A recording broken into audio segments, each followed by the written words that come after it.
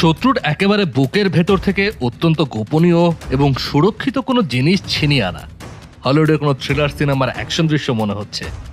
কিন্তু ঠিক এমন শ্বাসরুদ্ধকর সামরিক অভিযানের কথাই এখন জোরে সোরে শোনা যাচ্ছে। বলা হচ্ছে ডোনাল্ড ট্রাম্প ইরানের গোপন আস্তানা থেকে ইউরেনিয়াম তুলে আনার জন্য জটিল মিশনের পরিকল্পনা করছেন। লক্ষ্যটা সহজ নয়, মাটির গভীর থেকে কড়া পাহারায় থাকা পারমাণবিক রসদ উদ্ধার করে নিরাপদে নিজের ডেরায় নিয়ে আসা। কিন্তু কাজটা কি আসলেই সম্ভব? ইরানের মাটিতে সরাসরি মার্কিন সেনা পাঠিয়ে এমন কোনো হাই প্রোফাইল বা দুঃসাহসিক অভিযান এর আগে কি কখনো হয়েছে? ইতিহাসের পাতা উল্টালে আমরা দেখতে পাই আজ থেকে প্রায় 4 দশকেরও বেশি সময় আগে ঠিক এমন একটি অসম্ভবকে সম্ভব করার চেষ্টা করে